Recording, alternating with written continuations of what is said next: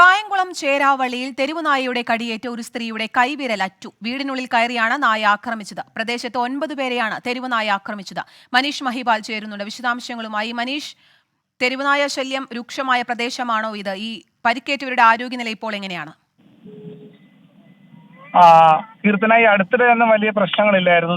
മുൻപ് ഒരു വർഷം മുൻപ് നേരത്തെ ഈ തെരുവുനായയുടെ ആക്രമണം ഉണ്ടായ പ്രദേശമാണ്. ഇപ്പോൾ കായംകുളം നഗരസഭയിൽ 24, 22 വാർഡുകളിലാണ് 10ഓളം പേർക്ക് തെരുവുനായയുടെ കടിയേറ്റിട്ടുള്ളത്. ചേരാവള്ളിയിൽ വീടിന്റെ ചേരാവള്ളിയിലാണ് ഈ സംഭവം ഉണ്ടായിരിക്കുന്നത്. ഇവിടെ ആക്രമണത്തിൽ പരിക്കേറ്റ 2 പേരെ വണ്ണര മെഡിക്കൽ കോളേജിലും ബാക്കിയുള്ളവരെ കായംകുളം താലൂക്ക് ആശുപത്രിയിലും പ്രവേശിപ്പിച്ചിട്ടുണ്ട്. ഏറ്റവും ഗുരുതരമായ അവസ്ഥ നബീസ ഉമ്മയുടെയാണ്. നബീസ ഉമ്മയുടെ തള്ളവിരൽ കടിയിൽ അറ്റുപോയിട്ടുണ്ട്. വിരൽ പൂർണ്ണമായും നഷ്ടപ്പെട്ടു എന്നാണ് അറിയാൻ സാധിക്കുന്നത്.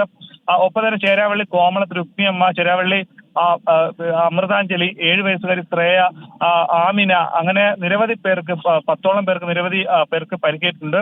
മറ്റുള്ള 2 പേരെ ഒഴിച്ച് ബാക്കിയുള്ളവരെ എല്ലാം കായംകുളം താലൂക്ക് ആശുപത്രിയിലാണ് പ്രവേശിപ്പിച്ചിട്ടുള്ളത്. കീർത്തന, ശരി. കായംകുളം ചേരാവള്ളിയിലാണ് തെരുവുനായയുടെ കടിയേറ്റ് 9 പേർക്ക് പരിക്കേറ്റത്. ഒരു സ്ത്രീയുടെ കൈവിരൽ അറ്റു എന്നുള്ള വിവരവും ലഭിക്കുന്നുണ്ട്. മനീഷ് മഹിപാലാണ് വാർത്തയുടെ കൂടുതൽ വിശദാംശങ്ങൾ നൽകിയത്.